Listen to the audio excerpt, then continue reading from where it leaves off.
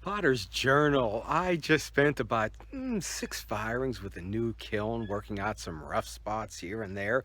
But yeah, with things all worked out, I've got a lot of pots to fire, and we will be doing kiln load firings, unloadings one after the other here. Okay, let's see what's going on in the studio today. Oh, yes. Yes! That was to be the story. Okay. Well, I pulled the plug out during the firing and okay, nice. Moved past red, past orange. Nice yellow color in there. Come down here. Come down here. Pull out the plug. Look in there. Cherry red. Oh no, nothing happened. Okay, and this is about the 6th firing with this thing. It's not new to me. So I'll have to say, well, it's not anything to get too excited about. I'm not going to wave my hands in the air. It's not like I just had a fish sandwich sent in. Now there's something to get excited about. Okay, is it done? Is that it for this kiln? This is the second of two little Duncan hobby kilns. It's only 17 inches across and I guess not that much taller either. It was the first one did me 3 years of the first 3 years of back to pottery making, learning the glazes, testing. I kind of fell into a firing schedule on that right away. I've never had anything to know what the temperature is inside. I've never in my life experienced that kind of thing to know, what exactly is happening temperature wise. But this one, it did take a little while to work out a schedule. And now, okay, so the question now is, what do I do now? Where do I go from here? It may be that it is time to break down and get a new kiln. I'm 60. I'm not going to leave doing this. I think I am making more pots now than, these little hobby things are meant to fire. But how do you buy a new kiln? When I got my first kiln, you actually went to somebody who had some in a showroom, and that's not done anymore. You go online. Do I go to, somebody who I like locally, like Standard Ceramics? Do I go to my first ceramic teacher, Jenny Hargrave, or was it Jenny Powell? I forget, but she is in or near Charlotte, the Carolina Clay Connection. Give the business to somebody because they're going to be shipped from the manufacturer, but you have to order from a dealer. And then the thing is size. I need to move up from that, but I had an Olympic oval. That's way too big for me now. And then, what kind of brand do you get? What's the best one out there or the best for the money? You don't want to, how do you get it right? So any help you can give me there, I'll take. I'm going to go totally vloggy on you this week, and we'll just look and talk about what I have had. These two little hobby Duncans, this first one actually was a good kiln, and it you could put another ring on top of it either, so it was much better built. This second one was a fiber lid with a board on top and the floor of it too, so it's the same size and the same company, but very different kiln. My first kiln, or I'll say I've had 5, was an Olympic. First one was this Olympic oval back here. And that is 16 cubic foot. That's a lot of kiln. I had I was doing Pennsylvania blue and gray kind of stuff. I had a wholesale price. A quart jar was, how much was a quart jar? $8 wholesale. A 2-quart jar was $10 wholesale.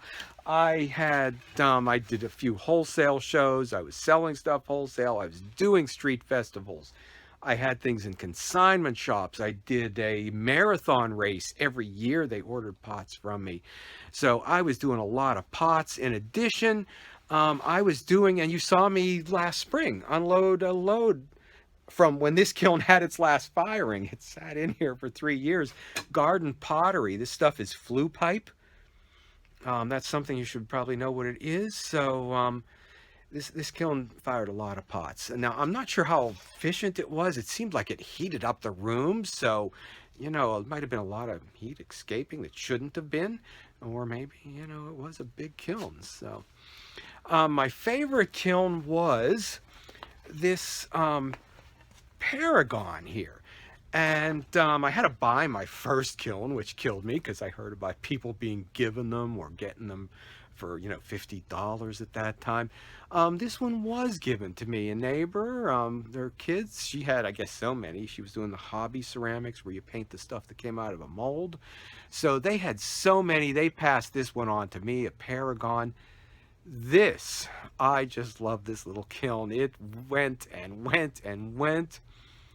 And never put any heat into the room. It all stayed in there. I think they gave it to me because the bricks are busted up a bit. There were wires hanging down, but it just went and went.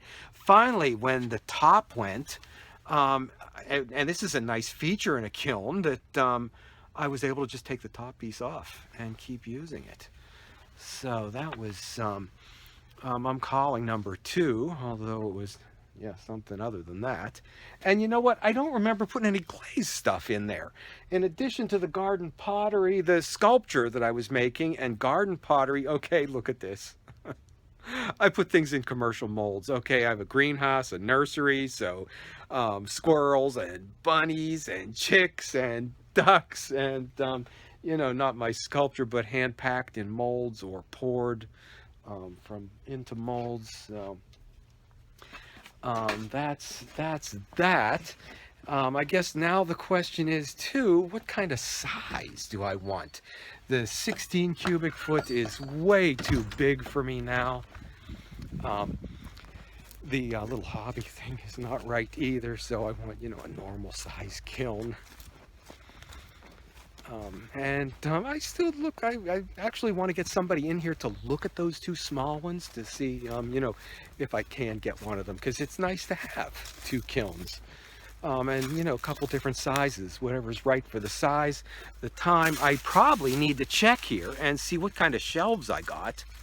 I don't want to have to buy a new kiln and then find out I have to buy new shelves too. These were never used. I picked up a lot of stuff from other potters who have, left making pottery. The shelves from that oval kiln are still somewhere in the studio too. So, and I just refurbished all those shelves for the little kiln. So actually, I don't know that first little kiln there was something that couldn't be fixed on. It's just that I didn't get a kiln guy in to look at it. So, okay, now you've probably seen, if you've seen my early videos, I showed you my first kiln shed housed in the old truck body. So you can go back through the videos and search that out. But what's in here? Okay, this was my first kiln. This is a Scott, and this is a big kiln. It's, the width, there's my arm, that it's, even this is like the size that I think we see Guy Wolf using.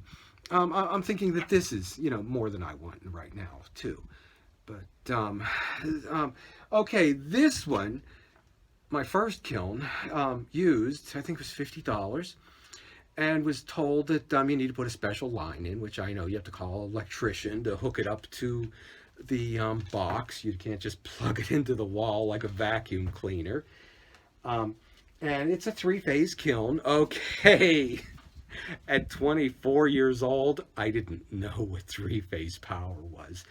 That is not something that comes into your home. That's something you can get on the main street.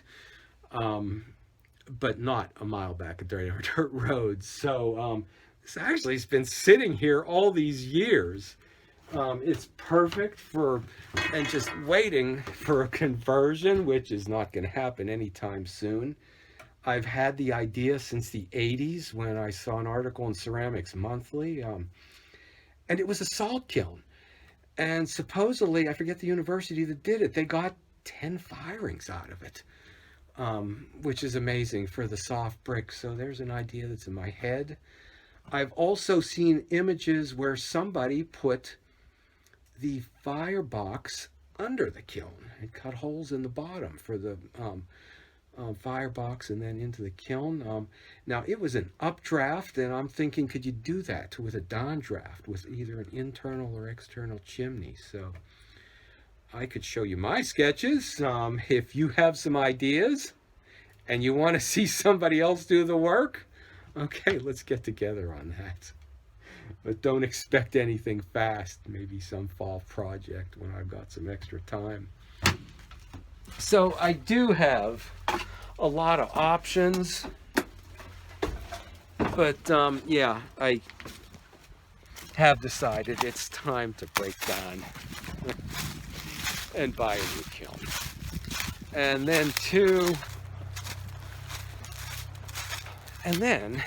the question is, can I handle a computer operated kiln and not a manual? Well, it just seems to make sense that it's time to switch over to that. It's hard though, switching. I have a rough time moving from season to season. I don't want to see spring come and the flowers come up. I want to see the snow stick around, even to where I'm chasing.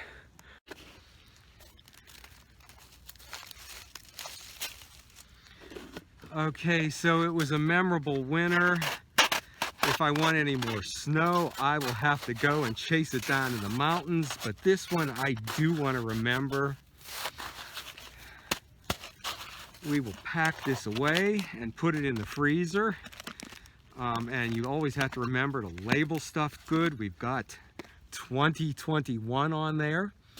I didn't put any away last year because it wasn't much of a winter, but I did put some in the freezer from the year before.